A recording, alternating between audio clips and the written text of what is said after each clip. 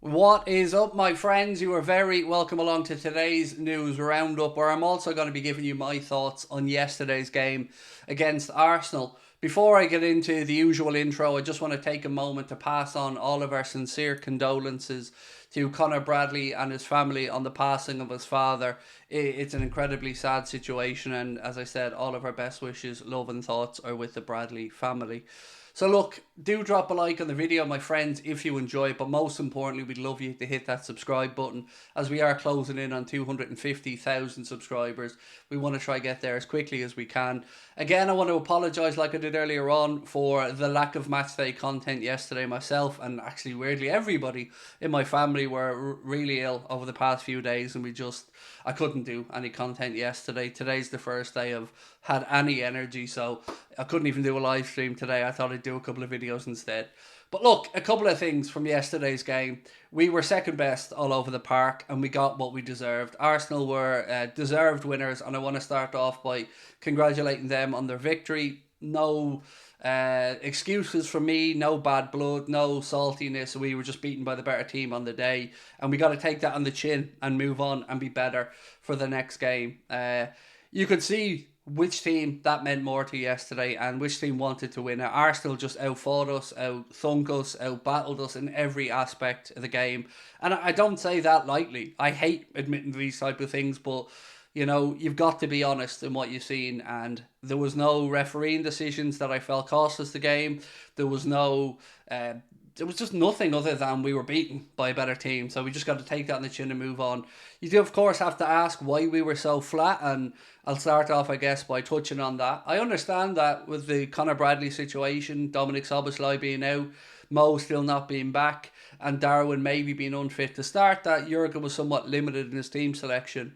But what I can't let go is the space that we keep leaving in the right back space when we play Arsenal. I know we do when we play other teams, but Arsenal and maybe Fulham are the two best teams that I've seen at exploiting that space. So I would have liked to have seen Robbo start, if possible, yesterday at left back, and putting Gomez at right back, and then maybe Trent into midfield if Jurgen wanted to. That was Trent of maybe 18 months ago. He was just awful. God, no, he wasn't the only one. You can go through that team, and outside of maybe Alexis McAllister, everybody else should hang their heads in shame from that performance.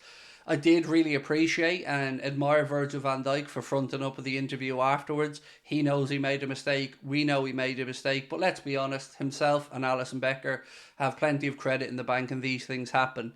What I can't accept was the lack of fighting spirit.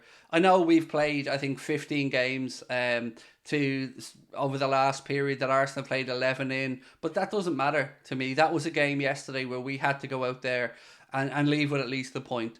Now, it's not in our hands anymore. Well, I guess it kind of is. If we play Manchester City at Anfield and we beat them, yes, it's in our hands. But that league title is slipping away a little bit, and we need to make sure that we get back on track.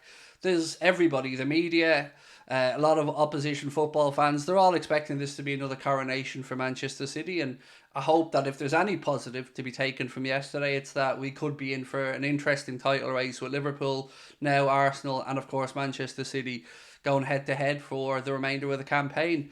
But lots more questions than answers from yesterday. We were just god awful, weren't we? Like, I know people will have their own things that they complained about from the game. Klopp was talking about Anthony Taylor and the decision making and this and that, but ultimately, I don't think it would have made any difference. So yeah, Gabriel gets sent off maybe as well as Canade. So what? We were still awful. And I felt like we were scapegoating a little bit there again. There was one thing that bugged me from the game, but it's just a minor thing, to be honest, and that was Arteta spent more time outside of his technical area than in it. But again, that's just me being a bit of a moaning Michael. I do think Jamie Carragher needs to chill a little bit, by the way. I actually quite liked the Odegaard situation and the Arsenal fans and players celebrating. I didn't like Arteta's fist bumping, but you won the game, you deserve to celebrate. And football's moved on from when Cara played. Sometimes people like to have a bit of fun, and I don't see anything wrong with it, particularly when you won a game that, let's be honest, if Arsenal lost that yesterday, they were out of the title race. 8 points, they weren't going to make that up on us or Manchester City. But now they've closed that gap to 2. Manchester City are 5 points behind us, 2 games in hand, one of them tonight against Brentford. We can hope for Brentford to carry on the good form against Manchester City. They've won their last two. I can't see it happening again tonight, but maybe a point or something. I don't know. But we need to sort our house out and we need to get focused again. My mind still questions the timing of Jurgen Klopp's announcement, but I think I'm probably in the minority on that. A lot of people feel it was the right thing to do, but I knew that as soon as one result went against us, the conversation was going to move back there. So for me, it was damning that we were just flat. I don't get it. I don't understand how we can go from playing the way we did against Chelsea, full of confidence, to being just devoid of anything yesterday, devoid of any plan. I thought Arteta outfought and outthunk Klopp all the way through the game. Yeah, just disappointment, but no excuses. Better team won. So a little bit of news around Liverpool at the minute. Obviously, we know Wataru is back. Japan were knocked out of the Asia Cup, so he's back training now, so he should be available for the game against Burnley. Hopefully, Dominic Szoboszlai won't be out for too long either with his, I think, hamstring injury. An interesting story coming out today from Miguel Delaney is that Kylian Mbappe's camp did explore potential moves to Liverpool and Arsenal, but neither club are willing to break their wage structure to sign him, which I do find hilarious because however you break the wage structure, if it's by a little bit or a lot, let's be honest, you would have had to have expected that when you're talking to Kylian Mbappe about a move, particularly on a free transfer. It is interesting to see that the situation with him in Real Madrid still hasn't been resolved. There's lots of talk that the wages are still a stumbling block. Madrid don't want to go to the number Mbappe wants. So let's wait and see what happens there. But I think we can safely rule out the idea of him coming to Liverpool. A bit of news again for a potential name that was linked to the Liverpool job. Christian Falk has been talking about Hansi Flick and saying that he's already started to learn some Spanish and that the idea of going to Barcelona appeals to him.